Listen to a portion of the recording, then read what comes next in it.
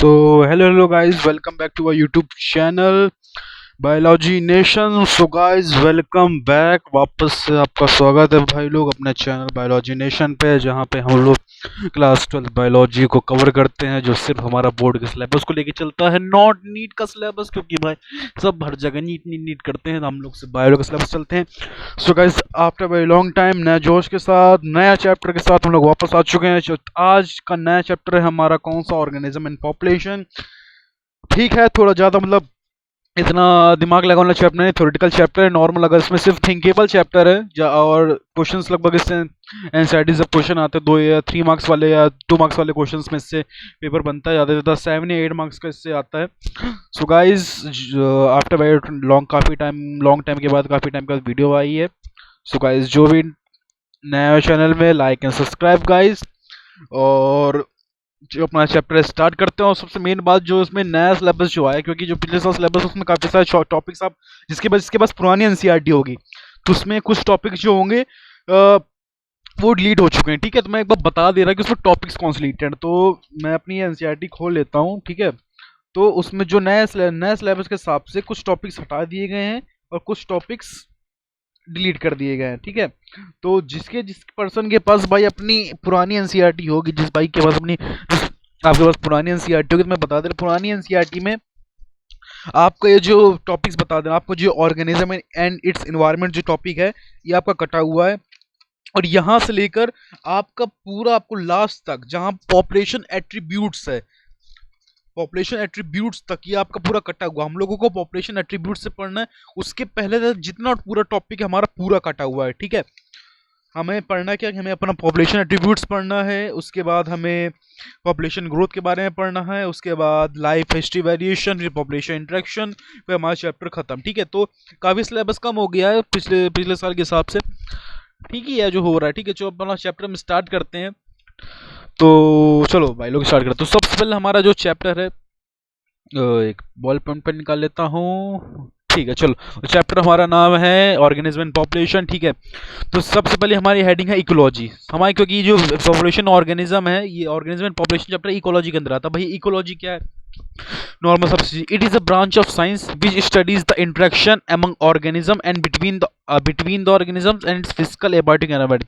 मतलब इकोलॉजी क्या होती है? इकोलॉजी हमारी वो चीज होती है जो, ये एक साइंस की ब्रांच है। ठीक है, आपको मतलब समझ में आ ही रहा होगा, एक साइंस की ब्रांच होती है जिसमें लोग क्या स्टडीज करते हैं। इसमें लोग स्टडी करते हैं कि जो 2 ऑर्गेनिज्म है, 2 स्पेसीज हैं, वो एक दूसरे से इंटरेक्शन कैसे करते हैं। ठीक है, चाहे वो फिजिकल इंटरेक्शन हो, चाहे वो किसी रिसोर्स के लिए इंटरेक्शन मतलब एक दूसरे के ऊपर डिपेंडेंट रहना, तो चाहे वो किसी रिसोर्स के लिए हो, चाहे वो किसी और चीज के लिए हो। ठीक है, तो इसको हम इकोलॉजी करते हैं। ये इतना वो डेफिनेशन काम की नहीं है, ठीक है, इतनी नहीं आएगी। ठीक है, अब इसके जो नॉर्मल नॉलेज के लिए चीजें हैं, इसके 2 ब्रांचेस होती हैं, एक एक्टोलॉजी होती है, एक सिनिकोलॉजी होती है। ठीक है, तब मेन यहाँ से आते हैं। ठीक, अब क्या होता है, ecology deals with 4 level of biological organisation. जो इकोलॉजी है वो बायोलॉजिकल लेवल के 4 मेन बायोलॉजिकल अपने एनवायरनमेंट जो उसके 4 लेवल्स में डिपेंडेंट होती है। ठीक है, सबसे पहले ऑर्गेनिज्म क्या होते हैं भैया? A living entity which can function its own. Organism भैया हम लोग जानते हैं, ऑर्गेनिज्म नाम सुनिए, मतलब एक लिविंग बींग, चाहे वो छोटी से छोटी स्पीसीज क्यों ना, छोटा से छोटा, चाहे वो बैक्टीरिया क्यों ना, वो भी एक ऑर्गेनिज्म है। ठीक, तो एक लिविंग स्पीसीज वो हमारी ऑर्गेनिज्म होती है। ठीक, अब पॉपुलेशन भाई हमने बहुत सुना, भाई हमारी पॉपुलेशन बढ़ रही है, और पॉपुलेशन, ठीक है, पॉपुलेशन होती क्या है? Sum of all living organism of the same species living in a particular geographical area. अब पॉपुलेशन क्या होती है भाई? पॉपुलेशन एक सिंगल स्पीसीज, ठीक है, पॉपुलेशन याद रखना, पॉपुलेशन हमारी जो बनती है वो सिंगल स्पीसीज से मिलकर बनी होती है। किससे मिलकर बनी होती है? पॉपुलेशन हमारे सिंगल स्पीसीज से बनी होती है। तो क्या हुआ, जो सिंगल स्पीसीज का पूरा ग्रुप होता है, वो जो लिविंग ऑर्गेनिज्म है सिंगल स्पीसीज, उनका जो पूरा ग्रुप होता है, उनसे जो मिलकर एक पूरा एरिया, एक हैबिटेट बनता है, उस चीज को हम लोग पॉपुलेशन बोलते हैं। ठीक है, जैसे ह्यूमन बींग्स पूरी एक स्पीसीज है। ठीक, तो उनसे मिलके जो पूरा एक एरिया में जो लोग पूरा इकट्ठा रहते हैं, तो उस एरिया को जितने ह्यूमन बींग्स रह रहे हैं, ऑर्गेनिज्म रह रहे हैं, उनको हम लोग पॉपुलेशन बोलते हैं। ठीक, अगले आते हैं कम्युनिटीज। अब कम्युनिटीज क्या होते हैं भैया? A group of people living together in one place. ठीक है, अब पॉपुलेशन हमने क्या पढ़ा? Single species. कम्युनिटीज में क्या होता है? ढेर सारे स्पीसीज। ठीक है, अब कम्युनिटीज में मान लो जैसे अब अब ह्यूमन बीइंग है, देखो ह्यूमन बीइंग नॉर्मल स्पीसीज मान लो। अब ह्यूमन, अब अपने इंडिया में जैसे अलग अलग कास्ट कास्ट कास्ट वाला सिस्टम आ जाता है, तो कह देते हैं ये वाले कास्ट की अलग कम्युनिटी, ये वाले कास्ट की अलग कम्युनिटी, तो उसमें वो लोग दो अलग अलग स्पीसीज ले लेते हैं। मतलब कह देते हैं कि ये कास्ट की अलग स्पीसीज है, ये कास्ट की अलग स्पीसीज है, ठीक है। तो या फिर आप एग्जांपल ले सकते हो, फॉरेस्ट का एग्जांपल ले सकते हो, एनिमल्स का एग्जांपल ले सकते हो, जैसे कि आप फॉरेस्ट, जो फॉरेस्ट हैबिटाट होता है, ठीक है, वहाँ पे हार्बीवोरस एनिमल्स की कम्युनिटी अलग होती है, उनकी स्पीसीज अलग होती है, उनकी पॉपुलेशन अलग होती है, कार्निवोरस एनिमल्स की अलग होती है, तो उन सब से मिलकर हमारा पूरा एक हैबिटाट बनता है, इसको हम लोग कम्युनिटीज बोलते हैं, ठीक। अब बायोमास क्या होता है? A large geographical area of various plants and biomass मतलब एक पूरा एरिया में कितना प्लांट्स और एनिमल्स, मतलब कितने लिविंग बिंग्स सर्वाइव कर रहे, कितने लिविंग बिंग्स सर्वाइव कर रहे हैं, कितने लिविंग बिंग्स फैले हुए हैं। मतलब मान लो अपना जैसे कानपुर है, ठीक है, मान लो एक स्टेट है यूपी, मान लो अपने उत्तर प्रदेश स्टेट मान लो, ठीक है। तो यूपी है, तो यूपी हमारा जितना ह्यूमन, जो यूपी में जितना ह्यूमन, इतने मैन एंड वुमेन जितने ह्यूमन बींग्स हैं, तो कितने एरिया पर्टिकुलर ज्योग्राफिकल एरिया तक फैले हुए हैं। मतलब तो ये हम लोगों का बायोमास है कि हम लोग जैसे कि इतने स्क्वायर किलोमीटर एरिया में फैले हुए हैं, और किसी और स्टेट में वो इतने स्क्वायर किलोमीटर एरिया में फैले हुए हैं, ठीक है। तो ये हमारा बायोमास हो गया, ठीक। तो आइए, जो अपना टॉपिक है एनवायरमेंट, अपना कटा हुआ है, ठीक है, अगले अगले में पढ़ते हैं। ये भी हमारा पूरा कटा हुआ है, अगले में बढ़ते हैं। तो हम लोगों को स्टार्ट करना है डायरेक्ट टॉपिक पॉपुलेशन। पॉपुलेशन भैया क्या होती है, हमने बताया भी, सिंगल स्पीसीज से मिलकर बना होता है, ठीक। पॉपुलेशन क्या होती है? नंबर ऑफ ऑर्गेनिजम्स, ठीक है, number of organisms of species living in a particular area at particular time, ठीक है। अब नंबर ऑफ स्पीसीज, ठीक, नंबर ऑफ पर्टिकुलर स्पीसीज, देखो पर्टिकुलर टाइम पे आ रहा है, ठीक है। Number of organisms of species living in a particular area, मतलब एक एरिया, मैंने बताया कि एक एरिया में नंबर ऑफ पर्टिकुलर स्पीसीज ले रही है, उसके पूरे ग्रुप को हम लोग पॉपुलेशन बोलते हैं, ठीक है। पॉपुलेशन क्या होती है? Population that occupies a very small area, क्या, very small area and smaller in size का लोकल पॉपुलेशन, ठीक। अभी तक पॉपुलेशन की भैया इसमें पॉइंट देखो, दो पार्ट्स बता दिए गए। पहले पहले मैं पढ़ देता हूँ, दूसरे वाली पढ़ देता हूँ। A group of such close related local population, close related local population is called meta population, ठीक है। अब पॉपुलेशन, लोकल पॉपुलेशन क्या होती है? मतलब कि इसमें लाइन क्या लिखा? Population that occupies very small area. अब हम लोग नॉर्मल पॉपुलेशन जैसे इंडिया में है, ह्यूमन बीइंग है, तो वो काफी ज्यादा एरिया कवर कर रहा है, ठीक।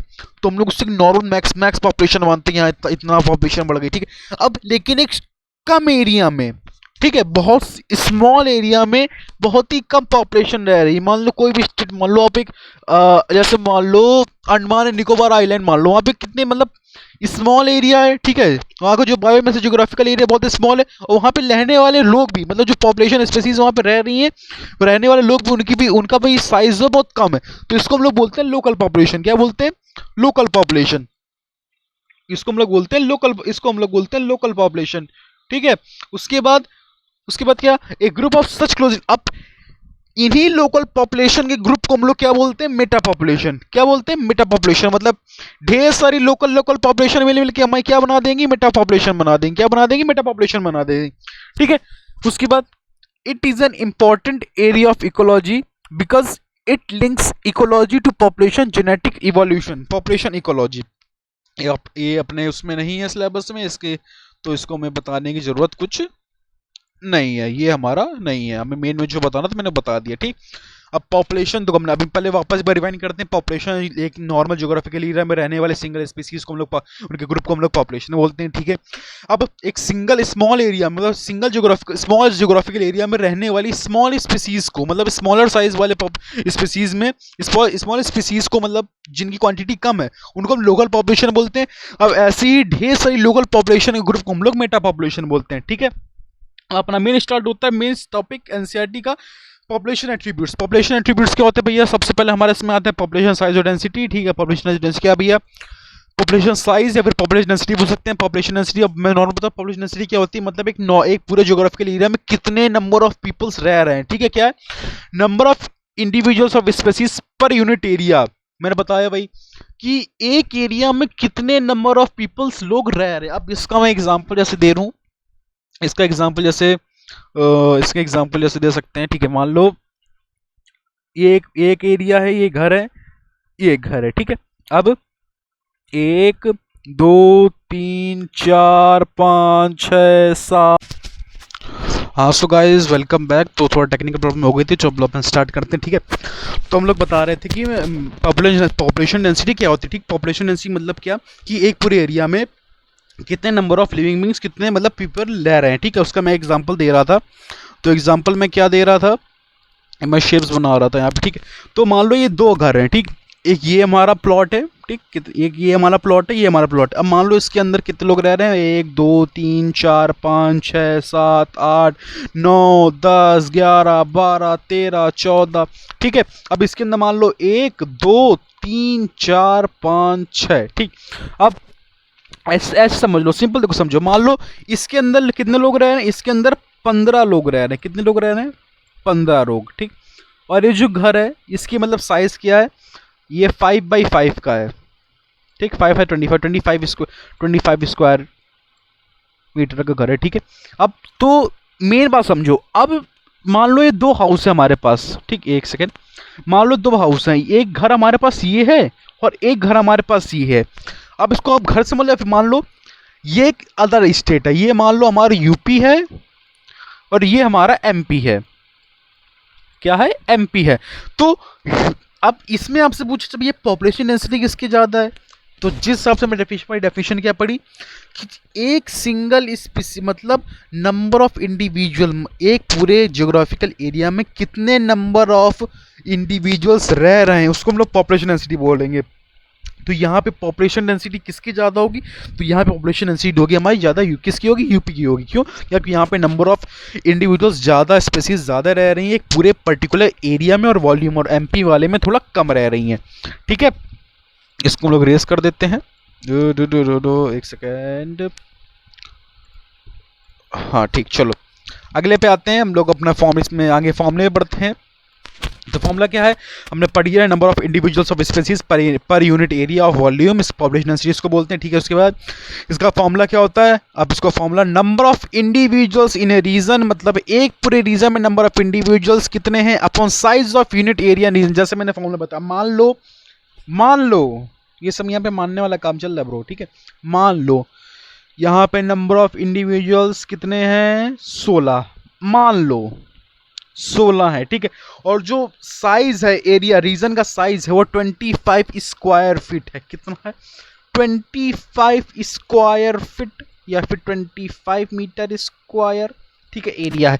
तो अब इसका पॉपुलेशन डेंसिटी निकालेंगे भैया, इसको इससे काट देंगे, इसको इन दोनों को काट देंगे, जो भी आंसर आएगा वो हमारी पॉपुलेशन डेंसिटी होगी। तो सिंपल फॉर्मूला क्या है कि जितने भी नंबर ऑफ इंडिविजुअल्स रह रहे हैं एक पॉपुलेशन में, मान लो मैं कानपुर में 1 लाख बंदा रह रहा है और अपने कानपुर का स्क्वायर एरिया मतलब कि मान लो 25,000 स्क्वायर एरिया है। ठीक है, तो हम 1 लाख में तो उसको डिवाइड कर देंगे, 1 लाख का डिवाइड कर देंगे 25,000 से, तो नंबर ऑफ हमारा जो पॉपुलेशन डेंसिटी निकल के चलिए आ जाएगी। ठीक है, आगे समझ में। अगले पॉइंट की तरफ बढ़ते हैं। अगला पॉइंट हमारा क्या है, बर्थ रेट और नेटैलिटी। ठीक है, बर्थ रेट और नेटैलिटी। अब बर्थ रेट से नाम ही पता चल रहा है कि भैया birth rate, number of individuals कितने एक ज्योग्राफिकल एरिया में, एक पॉपुलेशन में कितने नंबर ऑफ इंडिविजुअल्स की बर्थ हो रही है एक पर्टिकुलर टाइम पे। ठीक, या मान सकते हो आप बर्थ रेट समझिएगा कि ये नंबर ऑफ बर्थ कितने एक पर्टिकुलर टाइम पे कितने नंबर ऑफ पीपल की बर्थ हो रही, कितने पैदा हो रहा है, ठीक, जन्म ले रहा है। उसके बाद मॉर्टेलिटी, अब उसमें बर्थ हो रही थी, इसमें नंबर ऑफ पीपल कितने एक पीरियड ऑफ टाइम में कितने पीपल्स की डेथ हो रही है। ठीक, उसके बाद अब सेक्स रेशियो क्या होता है, सेक्स रेशियो भैया कि नंबर ऑफ फीमेल्स, मैं अपना इससे बता रहा, नंबर ऑफ फीमेल्स इन पर 1000 males in a given time, इसको हम लोग सेक्स रेशियो बोलते हैं। ठीक है, अब इसमें क्या लिखा है, express in percentage of males and females, number of males and females पर 1000 individuals of A population in given time, मतलब एक टाइम पे पर 1000 इंडिविजुअल्स। मान लो हमने एक 1 मंथ का लिया किसी जगह का, तो 1 मंथ में जो 1000 इंडिविजुअल्स होंगे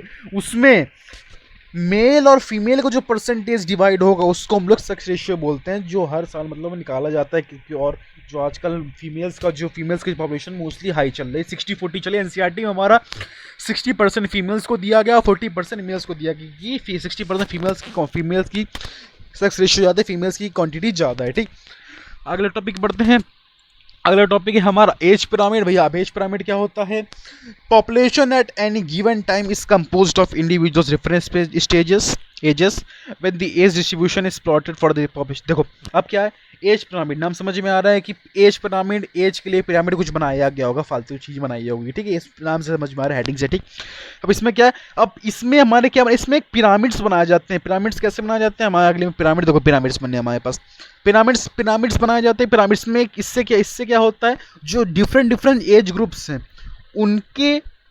उनको डिवाइड किया जाता है, ठीक। क्या किया जाता है? उनको उनका डिस्ट्रीब्यूशन किया जाता है कि भैया देखो, अब हम लोगों ने मैथ में हम लोगों ने कभी ना कभी मतलब पाई चार्ट दूसरे पिरामिड से पढ़े होंगे, तो उसमें मतलब पाई चार्ट से बनाते तो उसमें डिवाइड कर देते थे कि 10% वाला हिस्सा अलग, वो 10% हिस्सा अलग। तो वैसे इसमें भी हम लोग अलग अलग चीज़ें, मतलब अलग अलग एज ग्रुप के डिस्ट्रीब्यूशन, अलग अलग एज ग्रुप का डिस्ट्रीब्यूशन कर सकते हैं। तो ये लिखा when the age distribution is plotted, तब एज डिस्ट्रीब्यूशन प्लॉट होती है, मतलब उनको अलग अलग एज को अलग अलग पिरामिड में अलग अलग पोजीशन में प्लॉट किया जाता है, जगह प्लॉट की जाती है, उसको हम लोग एज पिरामिड बोलते हैं, ठीक।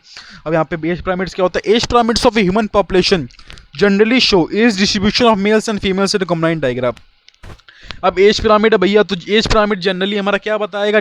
हाँ, अपने जो मेल और फीमेल्स के डिफरेंट एज ग्रुप है उनका एज डिस्ट्रीब्यूशन दिखाएगा ग्राफ में, ठीक। अब एनसीईआरटी में नोट्स में भाई यहाँ पे 3 टाइप के एज पिरामिड्स दिए गए हैं। पहला है हमारा एक्सपेंडिंग, दूसरा है स्टेबल, तीसरा है डिक्लाइनिंग। और सबसे मेन चीज़ इसमें, ये तो नॉर्मल चीज़ है, कभी कभार एग्जाम्स में क्या पूछ लेते हैं, तो ये जो है हमारा क्या है, एक सेकेंड उससे बनाता हूँ मैं। हाँ, तो ये जो है ये है हमारा क्या, ट्रायंगल शेप्ड। ये है हमारा ट्रायंगल शेप्ड पिरामिड। कैसा है? ट्रायंगल शेप्ड पिरामिड है। उसके बाद ये है हमारा बेल शेप्ड। कैसा? Bell shaped. ये हमारा बेल शेप्ड पिरामिड है। और ये है हमारा अर्न शेप्ड। कैसा? Earn shaped. तो कई बार एनसीईआरटी में 10 ईयर में जब आप पढ़ोगे, आप देखा होगा कभी 10 ईयर देखोगे, तो उसमें कभी कभी देता है define the unshaped pyramid, define bell shaped pyramid, ठीक है। तो ये है हमारा ट्रायंगल शेप्ड, ये है हमारा बेल शेप्ड, बेल मतलब घंटी, और ये है हमारा अर्न शेप्ड, ठीक है। तो यहाँ पे डिफरेंट के फेजेस डिवाइड कर दिए गए, इसके समझ में आ गया, ठीक है। यहाँ पे डिफरेंट फेजेस डिवाइड कर दिए गए हैं, इसको मैं अलग अलग कलर से कलर दिया, तो मैं यहाँ पे रेड पेन यूज़ करके, तो येलोइश पार्ट में प्री रिप्रोडक्टिव फेज में कर देता हूँ, yellowish part, yellow yellow yellow yellow yellow yellow yellow yellow हमारा प्री रिप्रोडक्टिव फेज में।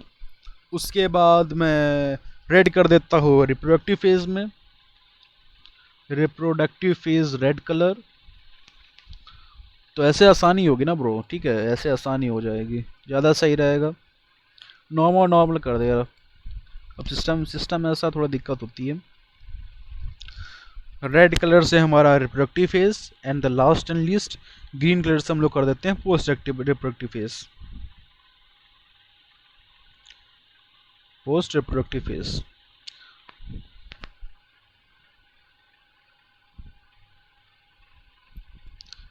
तो ये हमारा हो गया, ठीक। तो ऐसे आसानी होगी। चलो, तो अब क्या है, अब जो 3 ग्राफ्स हैं, अब सब दिमाग में आ रहा है कि भैया आप एक्सपेंडिंग, इसमें एक्सपेंडिंग दिया गया, इसमें स्टेबल दिया गया, डिक्लाइनिंग दिया गया, इसका मतलब क्या है? तो इसमें जो बताया, जैसे सबसे पहला अपना जो ग्राफ है एक्सपेंडिंग वाला या फिर ट्रायंगल शेप्ड ग्राफ, ठीक है। अब इसमें बताया गया है जो प्री रिप्रोडक्टिव फेज है। प्री रिप्रोडक्टिव फेज मतलब रिप्रोडक्टिव मतलब बच्चे, स्टार्टिंग एज प्यूबर्टी के पहले वाली मान सकते हो, जब एक human being normal reproductive phase में कैपेबल नहीं हो पाता है, उसके मतलब बच्चे मान सकते हो, नीचे चिल्ड्रंस मान सकते हो, तो मतलब जो रिप्रोडक्शन नहीं कर सकती थी उनका नेचर। उसके बाद रिप्रोडक्शन मतलब ये मान सकते हो अपना 20 के अबव वाली एज मान सकते हो, जिनमें रिप्रोडक्शन कैपेबिलिटी बहुत अच्छी आ जाती है। उसके बाद पोस्ट रिप्रोडक्टिव एजेड लोग, मोर देन 60+ एजेड लोग, जिनके जो रिप्रोडक्शन कैपेसिटी होती है लेकिन वो प्री रिप्रोडक्टिव हो जाते हैं, वो उतने सक्षम नहीं रहते। तो इसमें क्या हुआ, अब एक्सपेंडिंग वाले में क्या समझाया जा रहा है कि जो हमारा प्री रिप्रोडक्टिव फेज है, मतलब जो नए बर्थ की क्वांटिटी, मतलब जो नए नए बर्थ हैं, बच्चे हैं, उनकी क्वांटिटी है देखो यहाँ बढ़ती जा रही, क्योंकि यहाँ पे देखो नीचे का जो ग्राफ है रिप्रोडक्टिव का बहुत फैला हुआ है, बहुत उसकी क्वांटिटी ज़्यादा है। उसके बाद जो रिप्रोडक्टिव है वो उससे कुछ क्वांटिटी उसकी कम है। क्या मतलब कि भाई बर्थ होती जा रही है, अब कंटिन्यूसली बर्थ होती जा रही है, और रिप्रोडक्टिव फेज भी बढ़ता जा रहा है, तो रिप्रोडक्टिव फेज की भी क्वांटिटी कुछ ज़्यादा है, बढ़ रही है। उसका पोस्ट रिप्रोडक्टिव फेज, तो उससे फिर क्या है, पोस्ट रिप्रोडक्टिव फेज जो है उसकी क्वांटिटी बहुत कम होती जा रही है। क्यों भाई, अब बर्थ रेट बढ़ता जा रहा है, रिप्रोडक्टिव फेज ही बढ़ रहा है।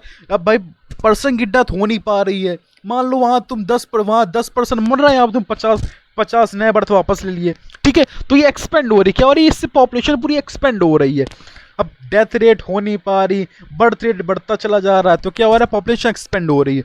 अगले वाले में क्या, स्टेबल और बेल शेप। अब इसमें क्या, अब इसको स्टेबल क्यों कहा गया, कि इस स्टेज में सब कुछ नॉर्मल है,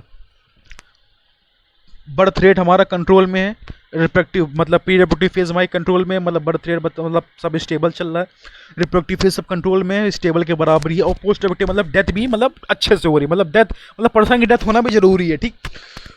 तो इक्वल अमाउंट है, मतलब 10% बर्थ ले रहे हैं, तो 10% रिप्रोडक्टिव फेज में भी है, तो और उसके बाद 10% जो इनका जिनका टाइम आ गया तो उनकी डेथ भी हो जा रही है, तो मतलब पॉपुलेशन जो है स्टेबल है। अब इसमें क्वेश्चन आ जाता है कि हमारा एक्सप्लेन जीरो पॉपुलेशन। अब जीरो पॉपुलेशन एक्सप्लेन कैसे करेंगे, तो जीरो पॉपुलेशन हम यहीं पे आएंगे। क्यों, कि नंबर ऑफ, अब जीरो पॉपुलेशन का मतलब यही है कि जो पॉपुलेशन है हमारी स्टेबल है, और पॉपुलेशन नंबर हमारा उसमें इतना बढ़ नहीं पा रहा, और पॉपुलेशन में इतना इफेक्ट पड़ नहीं पा रहा है, ठीक है।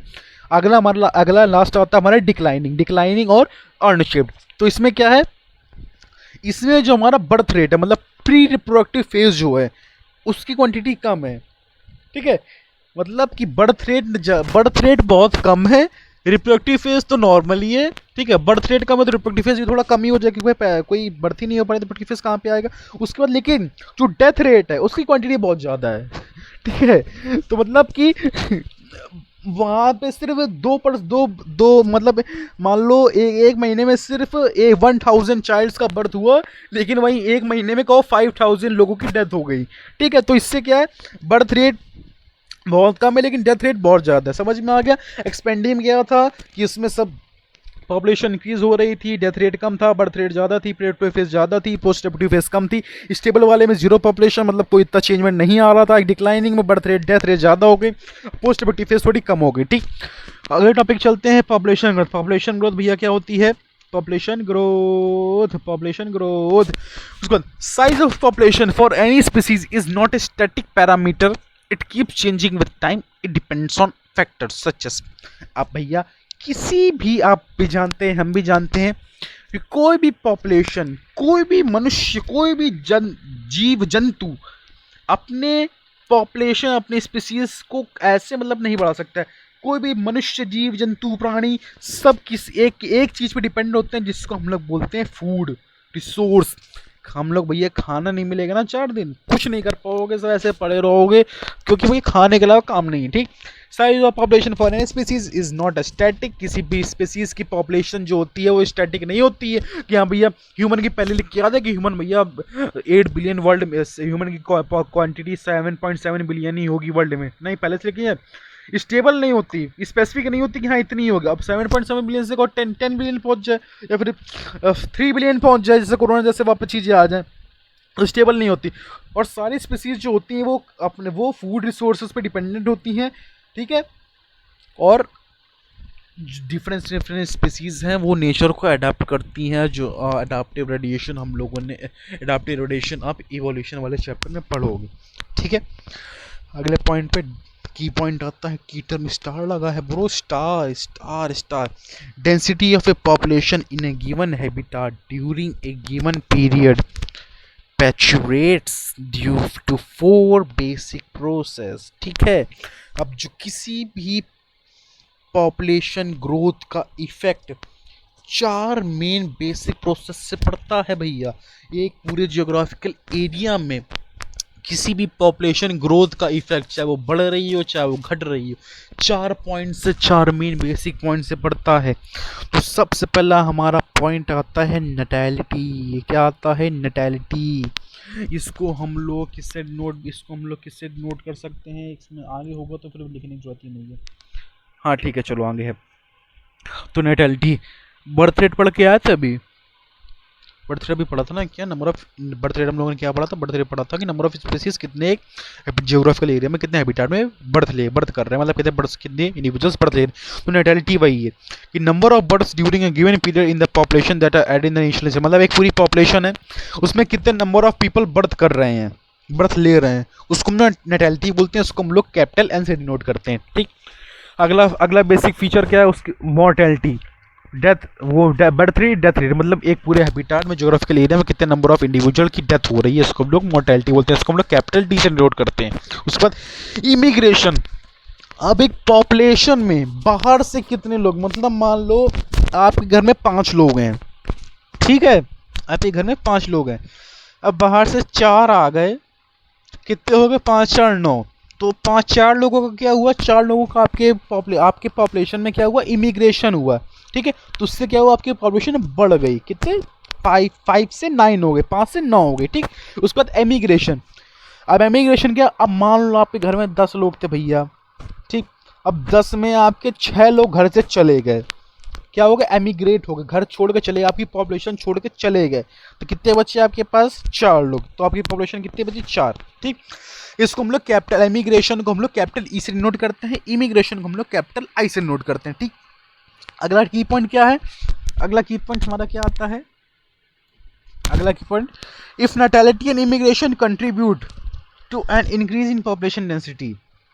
ठीक है, अगर नैटेलिटी और इमिग्रेशन होती हैं, नैटेलिटी हमारा बर्थ रेट, इमिग्रेशन, तो ये दोनों हरदम हमारी पॉपुलेशन को बढ़ाने में हेल्प करती हैं, और वही जो मोर्टेलिटी और एमिग्रेशन होती है पॉपुलेशन को घटाने में हेल्प करती हैं। क्यों? मोर्टेलिटी हमारा डेथ रेट, पॉपुलेशन कम करेगा, एमिग्रेशन जो स्पेसीज हमारी पॉपुलेशन छोड़ के चली जाती हैं, मतलब वो भी पॉपुलेशन कम कर रही हैं। ठीक, अब एक कंडीशन आती है, मान लो n, if n is the population density. अब मान लो एक n पॉपुलेशन है, n नंबर ऑफ पॉपुलेशन है, कितने टाइम पे? t टाइम पे। ठीक, n नंबर ऑफ पॉपुलेशन है t टाइम पे। ठीक है, इस या फिर मान लो एक पॉपुलेशन है x, पॉपुलेशन x है, किसी भी कहीं की भी पॉपुलेशन x है, कितने टाइम पे? t टाइम पे। तो उसकी पॉपुलेशन डेंसिटी क्या होगी? t+1 टाइम पे। तो हमारा फॉर्मूला है, तो मान लो यहाँ पे x, मान लो यहाँ पे क्या, मान लो यहाँ पे मान लो x, तो x t+1 is equals to x number of time पे, तो यहाँ पे xt मान लो, xt। ठीक है, xt प्लस, अब दिमाग लगाओ, बर्थ रेट मतलब नैटेलिटी और इमिग्रेशन क्या हो रही? पॉपुलेशन में क्या हो रही? ऐड हो रही, मतलब पॉपुलेशन बढ़ा रही। तो इन दोनों को हम लोग क्या करेंगे? पॉपुलेशन में ऐड करेंगे। तो हम लोगों ने यहाँ पे क्या किया? यहाँ पे हम लोगों ने इसको ऐड किया, b+1, मतलब बर्थ रेट और इमिग्रेशन को हम लोगों ने यहाँ पे ऐड किया। उसके बाद अब माइनस क्या सिंबल क्यों? माइनस क्यों लगा है? जो मोर्टेलिटी है और इमिग्रेशन है, ये क्या हो रही है? पॉपुलेशन को कम कर रही है, मतलब पॉपुलेशन छोड़ के जा रही है। तो ये क्या कर रही है? पॉपुलेशन में माइनस कर रही है। तो इसी को हमने माइनस कर दिया यहाँ पे। तो फॉर्मूला हमारा क्या बनता है? n+1 या फिर x t+1 is equal to xt हमारी क्या? पॉपुलेशन या फिर nt। उसके बाद b+1 जो हमारी पॉपुलेशन ऐड हो रही, माइनस जितनी हमारी पॉपुलेशन जा रही है, मतलब d माइनस c, मतलब जो पॉपुलेशन, मोर्टेलिटी, डेथ रेट है, और इमिग्रेशन मतलब कितने लोग छोड़ के जा रहे हैं। यहाँ पे लिखा भी है, यहाँ पे n पॉपुलेशन डेंसिटी, मतलब पॉपुलेशन एक कितनी नंबर ऑफ पॉपुलेशन डेंसिटी, मतलब कितने इंडिविजुअल्स एक पॉपुलेशन में रह रहे हैं। t हमारा टाइम है, b हमारा बर्थ रेट है, i हमारा इमिग्रेशन है, d हमारा डेथ रेट है, और e हमारा एमिग्रेशन है। ठीक है, e हमारा एमिग्रेशन है। चलो अगले पॉइंट में चलते हैं। फ्रॉम द अबव इक्वेशन, अब जो हम इक्वेशन में लोग पढ़ी, we can see that population density will increase. Population मैंने बताई दिया, पॉपुलेशन डेंसिटी इंक्रीज होगी अगर बी और आई मतलब बर्थ रेट और इमिग्रेशन ऐड होंगे, तो हमारी पॉपुलेशन इंक्रीज होगी। और पॉपुलेशन डिक्रीज कब होगी? जब हमारा डेथ रेट और इमिग्रेशन होगा। ठीक, अगले टॉपिक चलते हैं। अगला टॉपिक है हमारा ग्रोथ मॉडल्स, पॉपुलेशन ग्रोथ।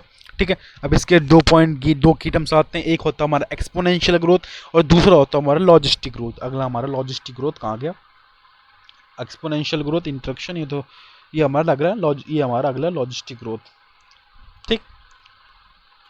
चलो, एक्सपोनेंशियल ग्रोथ क्या होती है कि एक पूरे हैबिटाट में, ठीक है, पूरे हैबिटाट नेचुरल इन्वायरमेंट है, ज्योग्राफिकल एरिया है, वहाँ पे जो रिसोर्स है मतलब खाना पीना रहना वो अनलिमिटेड है, ठीक है। तो उससे क्या होगा, जो किसी भी, अब भाई आप है, आपको खाना पीना अनलिमिटेड सब कुछ रहना पीना सब मिले तो आप एकदम मजे से रहोगे, सब कुछ रहोगे, अपने इवॉल्व करोगे और एकदम बेहतर तरीके से रहोगे। तो वही है, एक पॉपुलेशन या फिर एक हैबिटाट में एक स्पीसीज को अनलिमिटेड रिसोर्सेज सब कुछ मिल रहा है तो वो ईजिली और सर्वाइव करेगी और अपनी ग्रोथ को बढ़ाएगी, ठीक, अपना इवॉल्व करेगी और अपने रिप्रोडक्शन करके अपनी ग्रोथ को बढ़ाएगी। तो वही है, availability of resource food on space is essential for growth और पॉपुलेशन, ठीक। किसी भी पॉपुलेशन के लिए हमारा फूड और स्पेस की बहुत जरूरत होती है, किसी रिसोर्सेज की जरूरत होती है।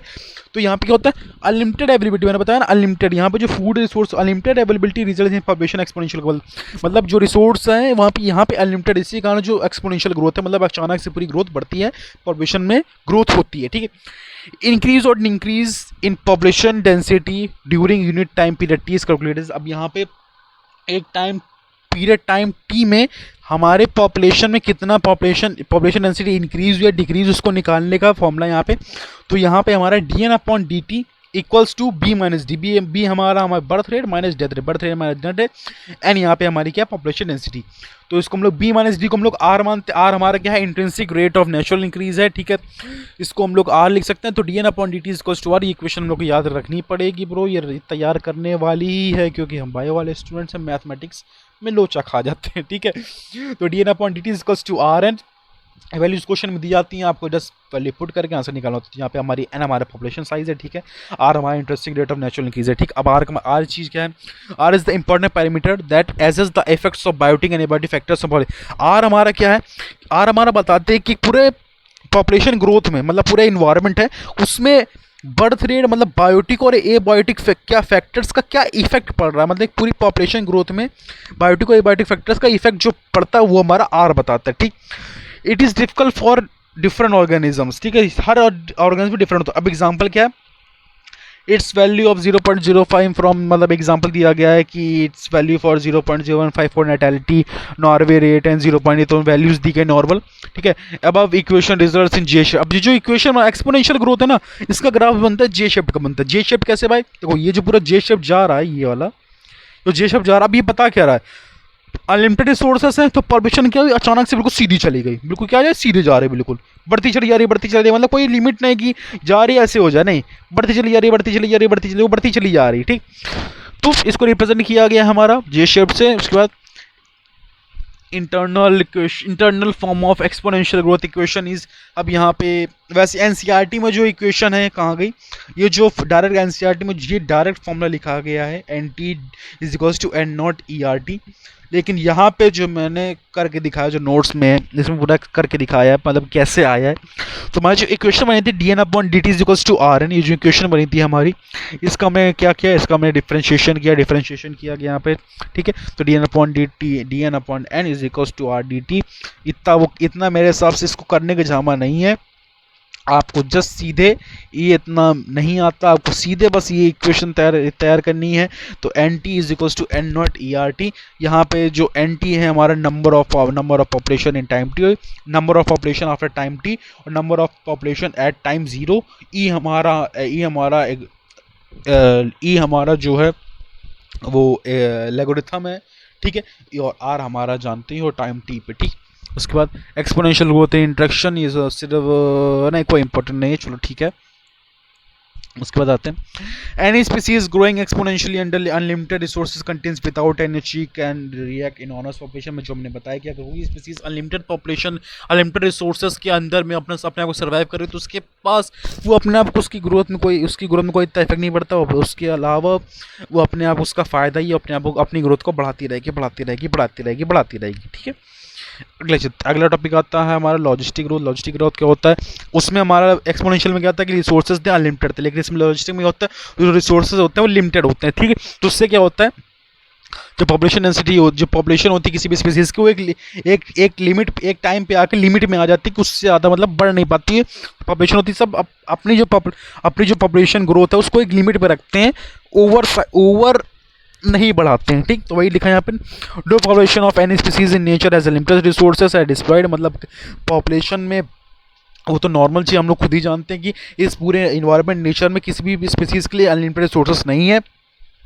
Leads to competition among individuals and the survival the fittest. मतलब जो रिसोर्सेज है वो लिमिटेड है, और उनमें से जो सबसे ज़्यादा कैपेबल होगा, सुपीरियर होगा, मतलब जो फिटेस्ट पर्सन होगा वही सर्वाइव कर पाता है, जो फिटेस्ट नहीं होता है वो सर्वाइव नहीं कर पाता है, ठीक है। Given habitat is enough resources to support maximum possible number of beyond while no further growth is possible called carrying capacity, ठीक है। अब यहाँ पे हमारा जो एक पॉइंट दिया कैरिंग कैपेसिटी, मतलब in a given habitat has enough resources, एक हैबिटेट में ठीक ठाक रिसोर्सेस है, इनफ रिसोर्सेस है, किस लिए, to support maximum possible number. मतलब कि एक पूरे हैबिटेट में नेचर ने इतने रिसोर्सेज दे दिए गए हैं कि आप एक लिमिट तक आगे, ठीक है, कि आप इतने नंबर ऑफ मैक्सिमम नंबर आप प्रोड्यूस कर सकते हो, ठीक है।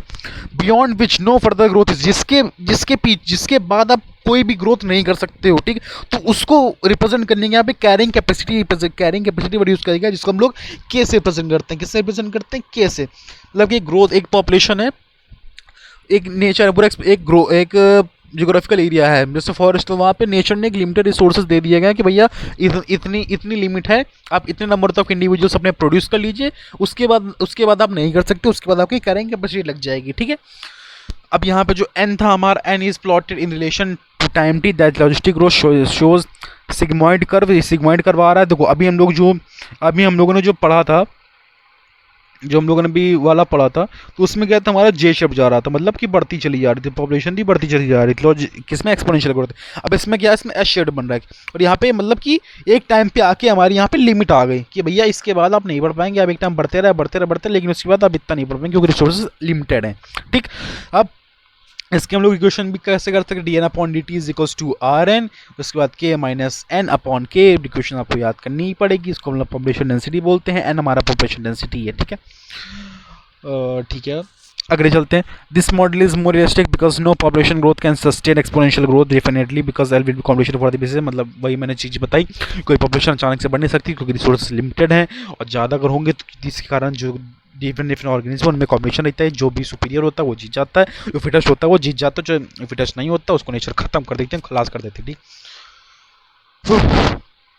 अगला आता है हमारा लाइफ हिस्ट्री वेरिएशंस, नॉर्मल चीज, छोटा सा पैरा एनसीईआरटी में, ठीक है। ये आती है under a particular set of selection pressure organism evolve the most efficient productive strategy. मतलब जो सिलेक्शन हम लोगों ने डार्विन का नेचुरल सिलेक्शन प्रोसेस पढ़ाई था, इसमें क्या होता है, जो फिटेस्ट होता है उसको सर्वाइव तो स्पेसीज जो होती है अपने आप को फिट करने के लिए वो ट्राई करती रहती है कि मतलब अपना रिप्रोडक्टिव फेज हम बहुत तगड़ा कर लें, जिससे कि वो नेचर से एलिमिनेट ना हो, ठीक। Rate of breeding varies from species to species, जो स्पेसीज है अपने आप को बढ़ाती रहती है, अपना ब्रीड बढ़ाती रहती है, डिफरेंट ऑर्गेनिज्म प्रोड्यूस करती रहती हैं, ठीक।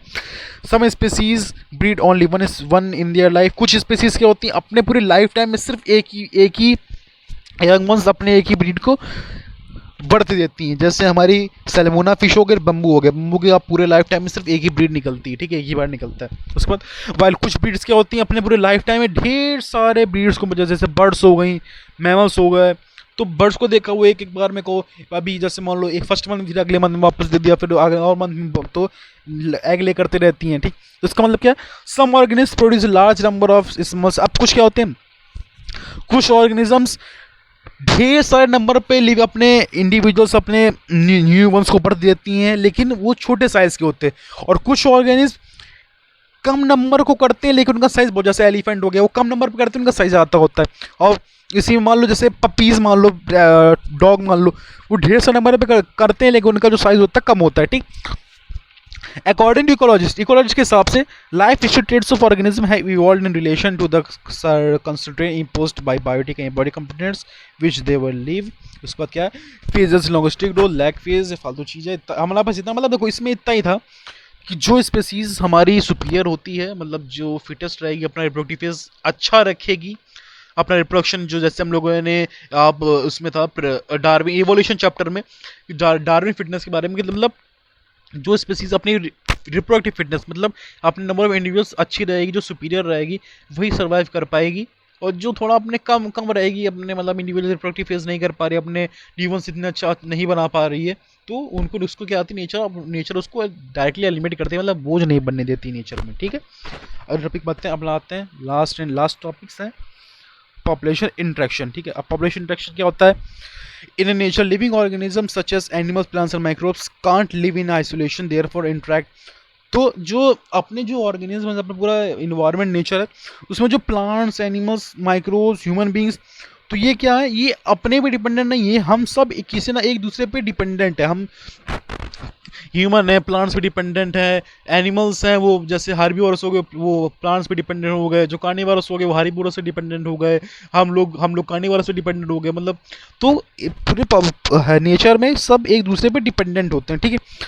Population of two species living together with community called interspecific. अब पॉपुलेशन दो स्पीसीज की डिफरेंट डिफरेंट दो दो अलग अलग स्पीसीज हैं, वो साथ में रहती हैं कम्युनिटी के साथ, उसको हम लोग इंटर स्पेसिफिक इंट्रैक्शन बोलते हैं, मतलब कि एक दूसरे को हार्म नहीं पहुंचा रहे, ठीक। इंट्रैक्शन, अब इंट्रैक्शन हमारा फायदेमंद भी हो सकता है, मतलब दो स्पीसीज साथ में रहे, उनके बीच का जो इंट्रैक्शन हो रहा है वो हमारा फायदेमंद भी हो सकता है, नुकसान का है, मतलब इसको माइनस रिप्रेजेंट करते हैं, और न्यूट्रल मतलब कोई मतलब ना ज़्यादा ना नुकसान ना फायदा, तो न्यूट्रल, ठीक है, इसको जीरो से रिप्रेजेंट करते हैं, ठीक। अब इसमें टेबल मेरे सबसे बनी है कि नहीं बनी है? टेबल नहीं बनी है, मैं बता देता हूँ, टेबल नहीं बनी है। तो एनसीईआरटी में एक टेबल बनी है, तो उसमें हमारा वो टेबल पढ़ लेना, उसमें मतलब केस स्टडी में आता है, ठीक। हमने अगले डायरेक्ट स्टार्ट करते हैं। तो उस पहला टॉपिक हमारा प्रिडेशन। प्रिडेशन क्या होता है भैया? अब it is an interspecific interaction where animal called predators kills consumers to other weaker animals. तो प्रेडेशन, ये अपने नेचर में कुछ प्रेडेटर्स होते हैं, कुछ प्रे होते हैं। प्रेडेटर्स मान लो जो राज करते हैं, बड़े बड़े जानवर, बड़ा छोटे को खाता है, ठीक। प्रेडेटर्स में क्या होता है, जैसे लॉयन हो गया, तो लॉयन क्या करता है, डियर्स को खाता है, क्यों क्यों खाता है भैया? वो आगे पढ़ते हैं हम लोग के। This is the biological control method, ये हमारा क्या बायोलॉजिकल कंट्रोल मेथड है कि हमारी किसी भी प्रे की क्वांटिटी वो अचानक से बढ़ ना जाए, ठीक। तो लॉयन जाए वो हमारे प्रे डियर को खाता है, जैसे या फिर कोई भी जानवर हो किसी अपने से छोटे लिविंग में खाता है, तो उससे क्या, उससे फायदा क्या हो रहा है भाई? क्योंकि ठीक है उसका तो फायदा हो रहा है, उसको रिसोर्स मिल रहा है, तो इससे नेचर का भी फायदा हो रहा है। क्योंकि अगर वो प्रेडेटर ही खत्म हो जाएगा, राज करने शिकारी ही खत्म हो जाएगा, तो शिकारी की क्वांटिटी इतनी ज़्यादा बढ़ जाएगी कि इस पूरे नेचर में, पूरे वर्ल्ड में सिर्फ उसी की क्वांटिटी बढ़ती रहेगी, उसको खाने वालों को बचेगा नहीं, ठीक है। Naturals way of transferring energy, ये तो एक हमारा तरीका होता ही है जिसको हम लोग ये हमारा इकोसिस्टम चैप्टर पढ़ेंगे, जो डिफरेंट डिफरेंट टॉपिक्स लेवल पे एनर्जी ट्रांसफर होती थी। फिक्स्ड बाय प्लांट्स है फर्स्ट टॉपिक लेवल, मतलब एक जो हमारा प्रोड्यूसर से स्टार्ट होते हैं, प्रोड्यूसर्स वे फर्स्ट कंज्यूमर, फर्स्ट से सेकंड कंज्यूमर, सेकंड से third consumer, first topic level, second topic level, third topic level, different different topics में एनर्जी ट्रांसफर होती है, ठीक है। इंपॉर्टेंट ऑफ अब प्रेडेटर्स का, भैया प्रेडेटर्स ये जो शिकार कर रहे हैं, प्रेस का शिकार कर कंट्रोल कर रहे हैं, इनका फायदा क्या होता है? अब्सेंस ऑफ प्रेडेटर्स, अगर प्रेडेटर्स खत्म हो गए, क्या अब्सेंस ऑफ प्रेडेटर्स खत्म हो गए, तो प्रे की स्पीसीज हैं वो एक हाई पॉपुलेशन में चली जाएंगी। किस में चली जाएंगी? हाई पॉपुलेशन, मतलब अचानक भैया प्रेड शिकारी खत्म हो जाएंगे, शिकार तो एकदम क्वांटिटी बढ़ जाएगी, तो इससे क्या होगा, जो नेचर में बैलेंस जो बना वो पूरा बैलेंस बिगड़ जाएगा, इनबैलेंस पूरा नेचर पूरा इनबैलेंस हो जाएगा, पॉपुलेशन अनकंट्रोलेबल हो जाएगी। तो जो एनर्जी ट्रांसफर होना चाहिए एक टॉपिक लेवल से, मतलब एक टॉपिक लेवल से दूसरे टॉपिक लेवल में, तो अच्छे से नहीं हो पाएगा, कुछ स्टेबल नहीं रह पाएगा, ठीक है। उसके बाद और क्या करते हैं, help in maintaining species diversity in community, मतलब वही चीज़ जो मैंने बताई कि उनकी मेंटेनिंग, उनकी फैलाव, उनकी पॉपुलेशन में कंट्रोल करने में हेल्प करते हैं, ठीक है। जिससे क्या हो कि डिफरेंट डिफरेंट प्रेज में, मतलब कोई मतलब शिकारी, अब मान लो भाई अब कोई प्रेडेटर है वो प्रेस को खा रहा, प्रेडेटर्स खत्म हो गए तो सिर्फ बाद में क्या होगा, प्रेस में लड़ाई का बकरी बकरी से लड़ी जा रही है ठीक है, तो उनकी ऐसी पॉपुलेशन खत्म हो जाएगी, तो इससे ये सब ना कॉम्पिटिशन में ना बढ़े, तो इजिली उसी को कंट्रोल करने में ऑलवे कर सकते। जैसे एग्जाम्पल क्या है, predator starfish predatory in the rocky inter communities of American. अब प्रेडेटर्स क्या, प्रेडेटर्स स्टारफिश, अब स्टारफिश एज अ प्रेडेटर यहाँ पे बताया कि एग्जाम्पल बताया गया, जो हमारी अमेरिकन पैसिफिक कोस्ट में communities of American Pacific coast में, जो rocky internet communities of American Pacific coast जो है उनको कंट्रोल करने में करती है, जिससे हमारी जो पॉपुलेशन मत बढ़े ना बढ़े, उनकी कंट्रोल में। यहाँ पे इनसे भाई लॉयन डियर का एग्जांपल ले लो, इतना हार्ड मत जाओ। लॉयन हमारे डियर कंट्रोल पॉपुलेशन कंट्रोल करके रखते हैं, क्योंकि भैया वो खाना बंद कर देगा तो भैया डियर हर जगह दिखेंगे आपको, ठीक है। अगला आते हैं in a field experiment when all starfish, ये फालतू चीज़ है, तो ये सबसे भाई थ्योरेटिकल है, ये कुछ कितना काम करने, ठीक।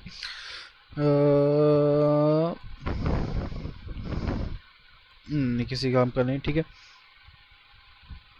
अगले चलते हैं भाई, फालतू फालतू नहीं पढ़ाना कि मतलब ज़्यादा वैसा हो। हाँ हाँ ठीक है। अगला की टाइम बात है, if predator is too efficient to over exploit in prey, then prey become extinct preyed. अब भैया, अब प्रे भी कही थी भैया, प्रेडेटर कही रहा, सब प्रेडेटर को सब कुछ फायदा मिला, प्रे भी कही रहा भैया नेचर सब प्रेडेटर्स को दे दो कि हमें भी हमारे कुछ फायदा करो। तो इससे क्या होता है, अगर प्रेडेटर्स की क्वांटिटी इतनी ज़्यादा हो जा रही है कि वो प्रेस को बिल्कुल एक्सटेंड करने में आ गई, मतलब कि शेरों की क्वांटिटी इतनी ज़्यादा हो जा रही है कि वो डियर को बिल्कुल ही खत्म करने, मतलब कंट्रोल, ये उनका काम है कंट्रोल करना, वो कंट्रोल की जगह उनको पूरा खत्म ही कर दे रहे हैं नेचर से। तो उससे बचने के लिए नेचर ने, और जब नेचर में उनके अंदर कुछ इवोल्यूशन हुआ, स्पीसीज के अंदर, प्रेस के अंदर कुछ इवोल्यूशन होता है जिससे वो अपने आप को प्रेडेटर से बचा सकती हैं। इससे क्या होता है, prey species have evolve, preys अपने इवॉल्व के अपने अंदर अपने डिफेंस मैकेनिज्म बना जिससे वो अपने आप को प्रेडेटर से बचा सके, प्रेडेशन से बचा सकें। जैसे सम स्पीसीज, कुछ इंसेक्ट्स हो गए जो अपने, कुछ इंसेक्ट्स और फ्रॉग्स हो गए जो अपना कलर चेंज कर सकते हैं जिससे वो अपने प्रेडेटर से बच सकते, जैसे स्नेक हो गया, ठीक है।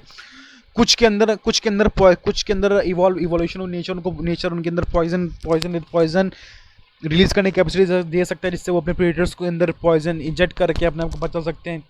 मोनार्च बटरफ्लाई जैसे आगे एग्जांपल, जिससे मोनार्च बटरफ्लाई वो अपने आप अपना कलर चेंज कर सकती हैं जिससे वो जो बर्ड्स हो गए उनसे बच सकती हैं। कुछ प्लांट्स होते हैं जैसे हमारा कैक्टस प्लांट हो गया, तो इसमें स्पाइंस आ जाती हैं, हमारी कांटे आ जाते हैं जिससे जो कैटल्स होते हैं जैसे काऊ बफेलो तो उनको खाते नहीं, बचा लेते हैं। कुछ प्लांट्स के अंदर अलग अलग केमिकल एंजाइम्स आ जाते हैं, अलग अलग केमिकल एंजाइम्स प्रेजेंट आ जाते हैं जिससे कि जो उनको कैटल्स होते हैं उनको खाते नहीं, ह्यूमन बींग्स भी उनको नहीं खाता। अगर आपने खा लोगे तो भाई आपकी डेथ भी हो सकती है, ठीक है। हो गया जैसे एग्जाम्स यहाँ पे मैं बताई, जैसे एग्जाम्स कैसे आ जाते हैं, निकोटीन आ गया, कैफीन आ गया, क्विनीन आ गया, स्टाइलिन आ गया, ओपियम आ गया। तो इससे जो ग्रेजर्स होते हैं, जो ग्रेजर्स और ब्राउजर्स होते हैं वो उनको नहीं खाते हैं, उनसे बचने के लिए इवोल्यूशन करके नेचर ने कोई फ़ायदा दिया, ठीक। अगला आता है कॉम्पिटिशन। कॉम्पिटिशन क्या होता है, इसमें जो एक रिसोर्स के लिए जो दो अलग अलग स्पेसीज फाइट करती हैं, ठीक है। एक रिसोर्स के लिए दो अलग अलग स्पेसीज फाइट करती है। सिंपल भाई पढ़ो, फालतू एग्जांपल तो नॉर्मल है, समझ में आ जाएंगे। क्या है, it is generally believe to occur when closely related species compete for the same resource. एक रिसोर्स के लिए दो स्पीसीज, मतलब रिश्तेदार एक रिसोर्स के लिए फाइट करते हैं, और जो ज़्यादा ताकतवर होता है, जो ज़्यादा सुपीरियर होता है, जो ज़्यादा फिटेस्ट होता है, वो जीत जाता है, ठीक।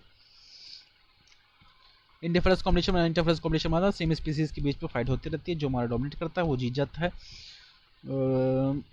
कॉमर्स फील्ड एक्सपेरिमेंट, हाँ अगला आता है मेन चीज़ आ गई हमारा गॉस एक्सपेरिमेंट। अब तो गॉसेस से इन्होंने क्या किया था, इन्होंने एक्सपेरिमेंट किया था कि कॉम्बिनेशन वाले में कभी कभार क्या होता है कि कुछ स्पीसीज बिल्कुल ही इसे कॉम्बिनेशन करते करते जो बिल्कुल फिटेस्ट होती है वो अपने से कमज़ोर वाले को बिल्कुल ही खत्म कर देते। तो इसमें एग्जांपल आता है, एक आइलैंड था हमारा, ठीक है। आइलैंड का नाम इसमें लिखा, आइलैंड का नाम हमारा इसमें नहीं लिखा, आइलैंड हमारा गैगलपोसा ऐसे कुछ आइलैंड था, नाम था मेरे को याद नहीं था, अच्छे से याद नहीं, ठीक है।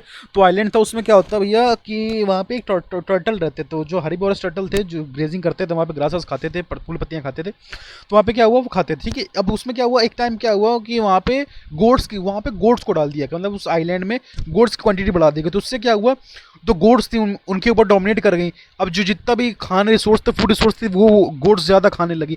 तो इससे क्या हुआ, धीरे धीरे जो उनकी टर्टल की क्वांटिटी थी वो धीरे धीरे पूरी तरह से एक्सटिंक्ट हो गई, वहाँ पे पूरी पॉपुलेशन में वहाँ से पूरी तरीके से एक्सटिंक्ट होगी, गायब होगी। तो मतलब इससे क्या फ़ायदा चल रहा है कि अगर चाहे दो कॉम्पिटिशन किसी ऑर्गेनिज्म के बीच में हो रहा, अगर किसी के क्वांटिटी हम बढ़ा दे तो वो दूसरे की क्वांटिटी को बिल्कुल ही कम कर देगा, उसको एक्सटेंड करने की नौबत पे ले आएगा, ठीक।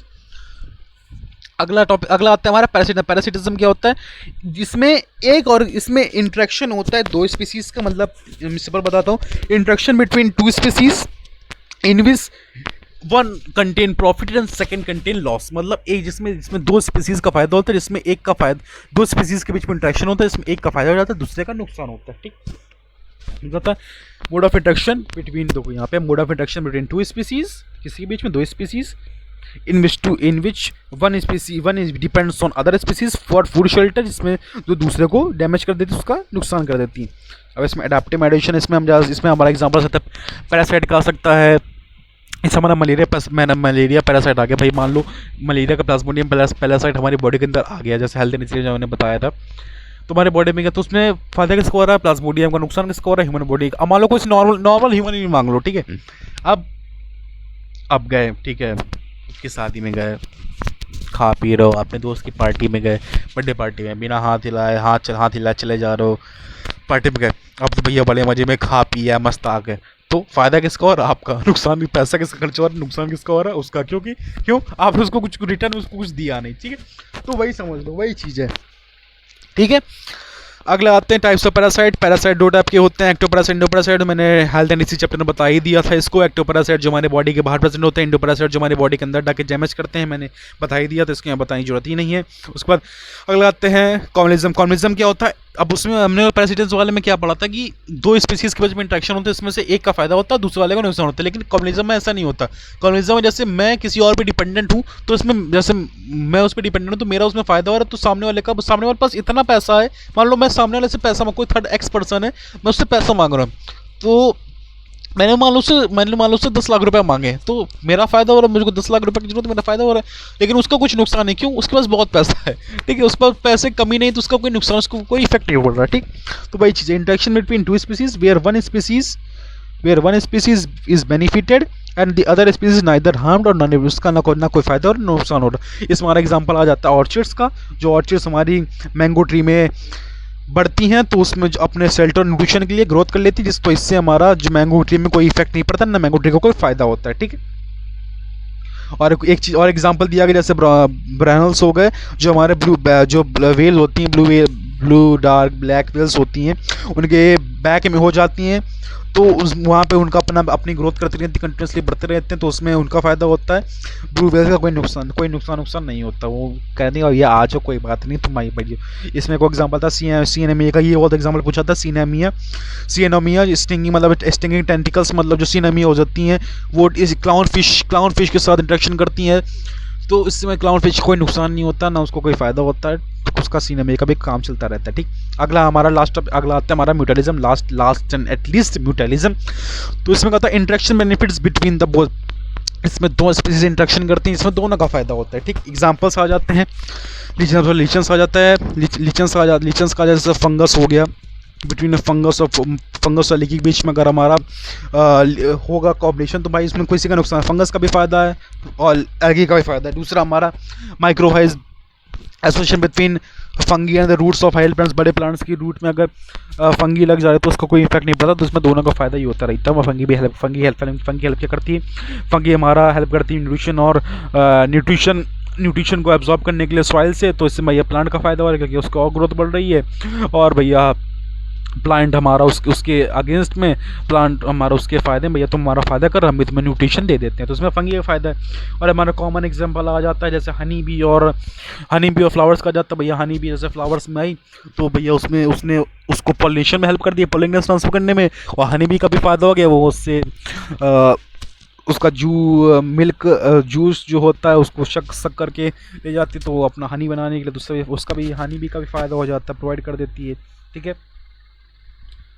तो फिग ऑफ, ठीक है, जैसे और ऑर्चिड्स वाले में जाते हैं, जैसे meditation of sexual planted by, वही चीज़ हनी भी, जैसे हनी भी वाला एग्जांपल आ गया यहाँ पे। हनी भी करती बन पीटल फ्लावर बीन्स आने कैरिंग सिंबल टू फीमेल बन, तो भाई हनी जैसे हनी भी का फायदा, हनी वाला मैंने बता ही दिया है। लास्ट आता है एमिलिज्म, जो लेकिन ये एमिलिज्म वाला जो टॉपिक है ये हमारा एनसीईआरटी में नहीं लिखा हुआ है, ठीक है, एमिलिज्म नहीं लिखा हुआ है, तो मैं फिर भी को बता देता हूँ। वैसे तक कोई है एमिलिज्म के एनसीईआरटी में, मैं फिर बता दूँ। Interaction between different species in which one species harm and another is night by. तो जो हमारा कॉम्युनिज्म था, ठीक है, कम्युनिज्म था उसका जस्ट अपोजिट है, ठीक है। कम्युनिज्म में क्या था, एक का फायदा ना दूसरे का नुकसान, ना दूसरे का फायदा। लेकिन इसमें क्या होता है, इंटरेक्शन दो स्पीसीज के बीच में इंटरेक्शन होता है, इसमें जिसमें मेरा नुकसान हो रहा है और सामने वाले का ना फायदा हो रहा है ना नुकसान हो रहा है, ठीक है। इसमें एग्जांपल आता है Penicillium, A more secret Penicillium which kills bacteria but the more infected. मतलब जो पेनिसिलियम का एग्जांपल जो हमारा बैक्टीरिया को खत्म कर देता है, लेकिन जो मोल्ड होता है उसमें कोई इफेक्ट नहीं पड़ता है, तो हमारा इसका वो इतना है नहीं। एमिलिज्म हमारा एनसीईआरटी में दिया नहीं गया। सो गाइज हमारा चैप्टर होता है लास्ट, एटलीस्ट खत्म होता है। So thank you so much, thank you thank you thank you thank you thank you thank you. So guys, हमारा एक और चैप्टर ख़त्म होते हुए, प्लीज़ अगर आपको अच्छा लगा हो तो सपोर्ट मी, ठीक है, सपोर्ट कर दो यार, थोड़ा बहुत सपोर्ट करते रहो ब्रो। और अगर मस्त लगा, इसकी नोट्स चाहिए तो just tell me. So that's all from my side आज के लिए। नेक्स्ट वीडियो अगला चैप्टर मिलते हैं कि एक नया चैप्टर के साथ नया, जो उसके बाद वापस मिलते हैं। सो आज के लिए इतना ही। Thank you so much, good bye, tata and take care guys. तो